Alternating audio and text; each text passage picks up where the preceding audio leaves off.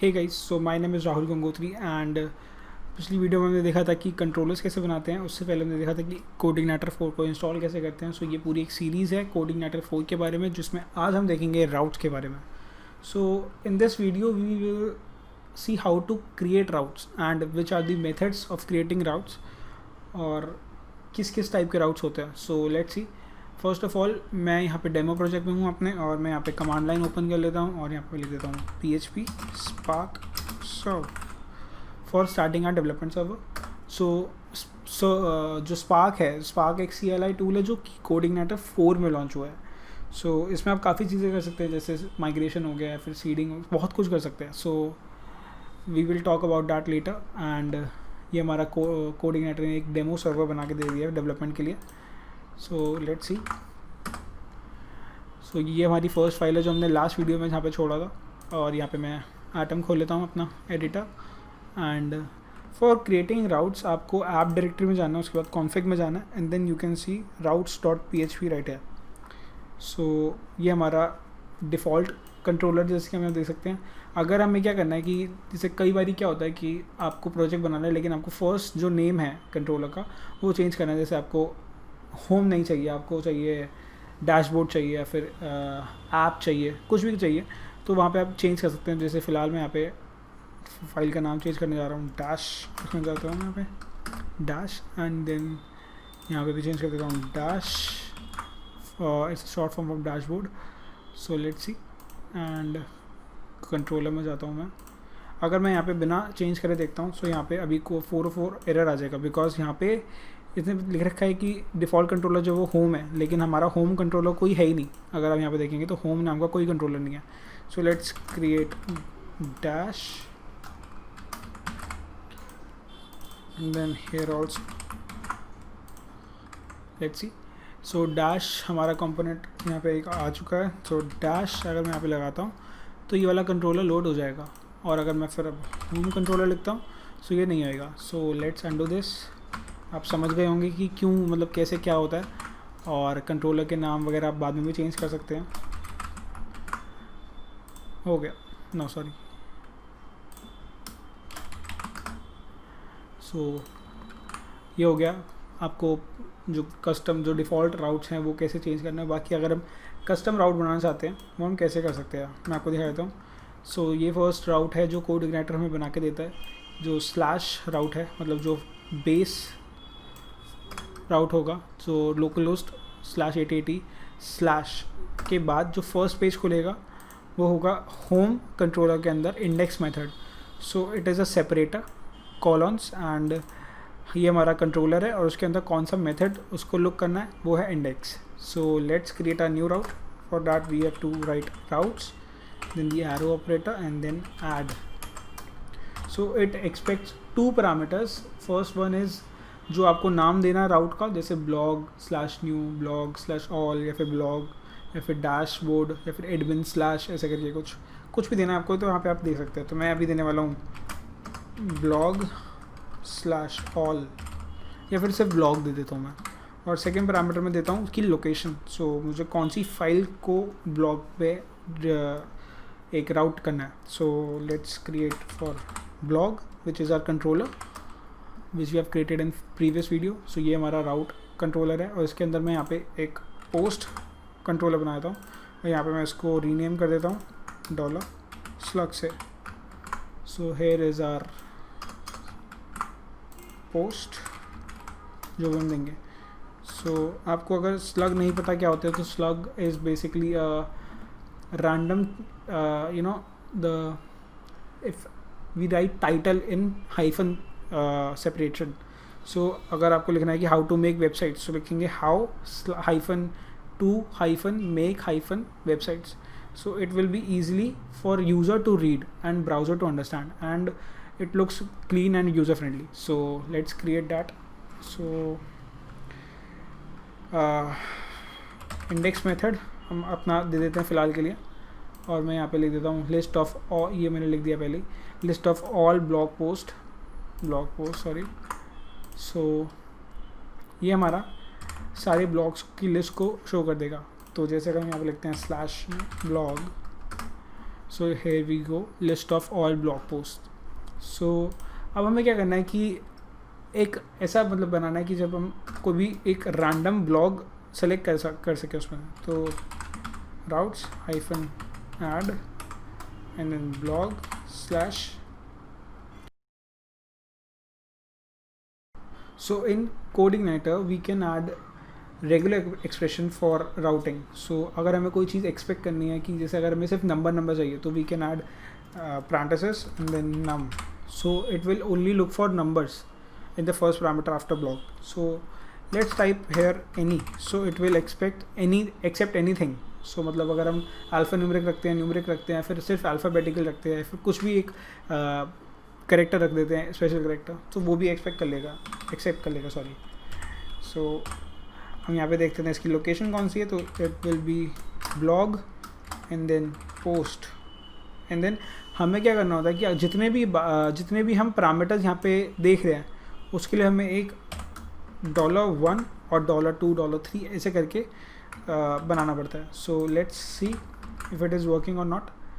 सो ये क्या करेगा कि पोस्ट में आएगा और वो स्लग जो हम ब्लॉग स्लैश करके लिखेंगे वो यहाँ पे शो हो जाएगा. Here is our slug post. Okay, so let's see. So blog हमारा पहले से लिखा हुआ है. मैं लिख देता हूँ how to make websites.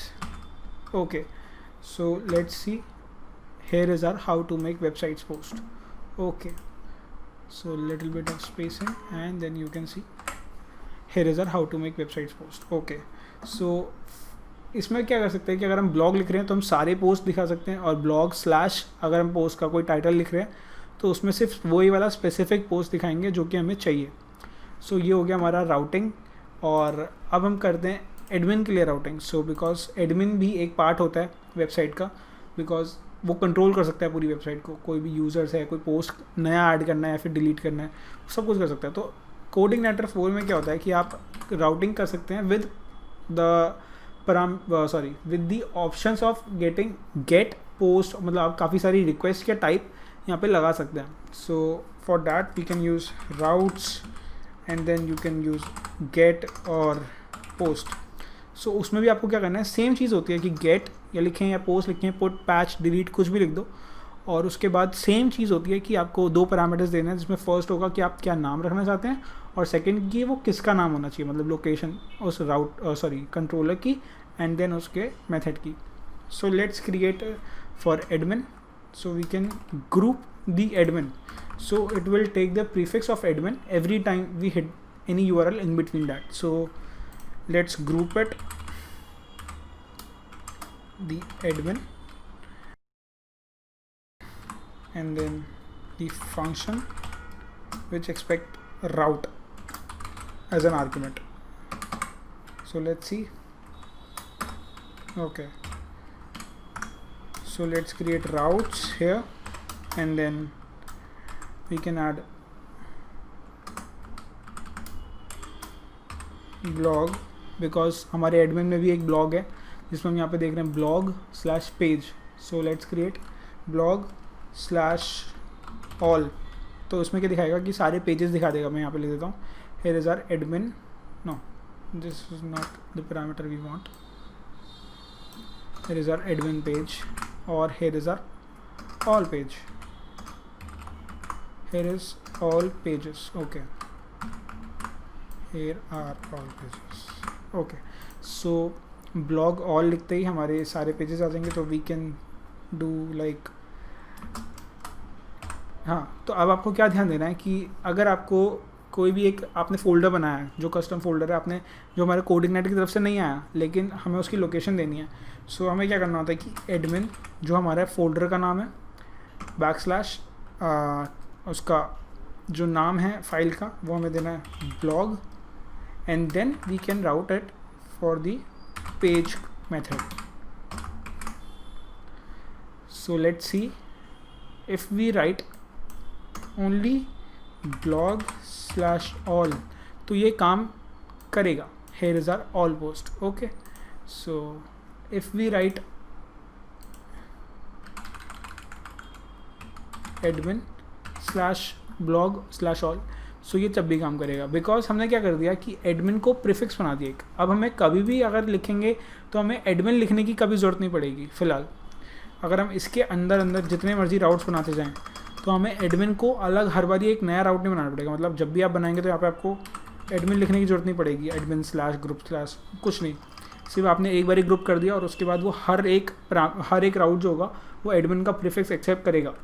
So let's create one new route, so routes then add and then